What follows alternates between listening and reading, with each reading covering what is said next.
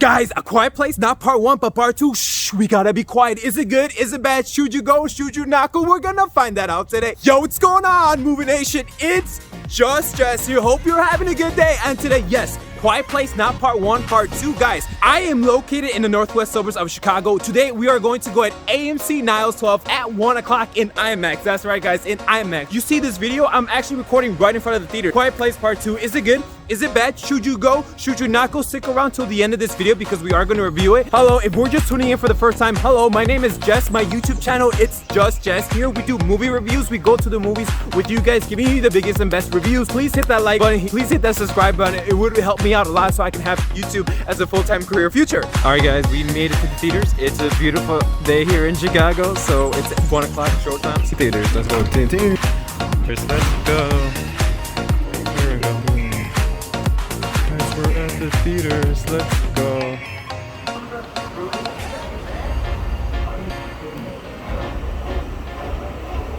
And we're back. Okay, Movie Nation, let's talk about the movie. So we still got Emily Blunt plays as Evelyn Abbott and John Quincy as Lee Abbott. Now, spoilers for the first movie. John Quincy's character, he does die towards the end. So this movie picks up right when the first one ended. So he's not in this film. However, we got Leanne Murphy as Emmett, Millian Simmons as Regent Abbott, and Noah Hype as Marcus Abbott. Quiet Place Part 2 starts off right after the first one left off with the house burning and in the same house where they're trying to leave because she just got her baby and John Quincy's character unfortunately has died. The first cinematic sequence is very breathtaking. It shows what happens day one. So John Quincy's character is alive. He does his normal routine. However, the movie really focuses the events of sound. Like every time he does this, like the cinematography is amazing right off the bat because it shows what life was like when it happened. The first movie set this whole world up that people wanted to know more. But now in 2021, we actually get that. So what does that mean? People, when they make noise, these creatures can obviously attack you and kill you. Now, what we didn't know in the first movie, what were their weaknesses are and what were their strengths are. But in day one of this new film, it shows you exactly, even John Quincy's character, Lee Abbott, knows like he's being like survival instincts. So the first movie did like a breathtaking genre of what this series could do. And eventually we got a sequel because a lot of fans were like we need to know more. The film was so ingrained in emotional depth between the characters that we wanted to know more about what happened. So day one starts off with a normal basketball game. His kids are, you know, playing ball, and then something happens. You see the aliens come down.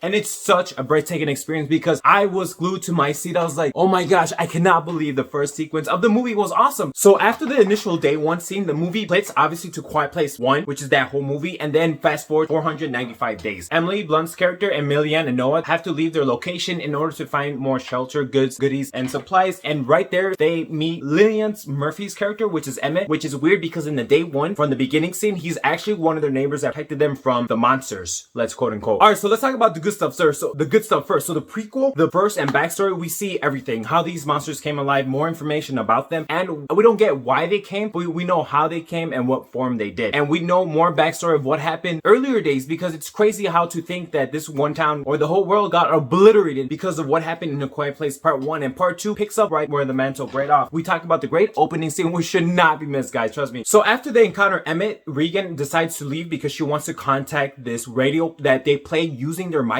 because we know in the first one, like, yes, they were strong against some sounds, but if you hold like a microphone, or I don't want to say like a boombox stereo, this weird sound hurts them so bad. So they bring that. She tries to leave because they hear this voice or this sound playing off into the distance across a river that maybe there's other people to find, but obviously Emmett's character is so broken down that he doesn't want to go. But then one day decides that Regan Abbott, which is the girl that does sign language, leaves, and then Emmett has to go after her while Emily Blunt's character and Noah Hype's Marcus Abbott stays in the same location while the two of them paired off. And this is where the second act of the movie follows. Now, this is probably a good or bad thing depending on what you think. So there's the rest of the movie is not even them together, it's them separate. So you got Emily Blunt and the son, Emmett and Regan together in another part. They never come back towards this middle, which does set up a sequel because the daughter leaves. Emily Blunt's character begs for Emmett to bring her back together, but we don't even get to see that. Yes, like they do go separate paths, and it's funny because Quiet Place is a slow, intense, very emotional depth between the characters' movie and certain sequences and events that portray these characters to do certain things that they normally wouldn't do. Now, with that being said, now the second part and beyond, these characters have to face off. So Emily Emily and Marcus in one side, and then Emmett's character and Regan have to go to another side. Now, what are they trying to do? They're trying to find an island or people that are playing the same song, because it has to be humans. So they want to know if other humans are worth saving, just like in the trailers now. However, this movie is amazing because you see the emotional transformation of these characters that they once knew towards the things that they are now, and all the hurdles and challenges and tribulations that they have to go through in A Quiet Place Part 2 with these monsters and the technology that they have and the wit and the tenacity that they have to overcome to even be alive. Everything in A Quiet Place Part 1 has been doubled or expanded in a Part 2. Remember when the first Purge came out and then Purge Anarchy comes out? This is exactly like that. Like, the Quiet Place stays in one home, but now the Purge, or the second Purge, and then the Quiet Place Part 2 just expands it to the whole world. This really expands the mythology of the first movie. Now, I saw it in IMAX and there's a lot of jump scares, a lot of good scares, and the sound they use in the movie is amazing. If you see it in IMAX, I've never seen it in a regular film like this in like a normal theater, which should still be good, but to me, I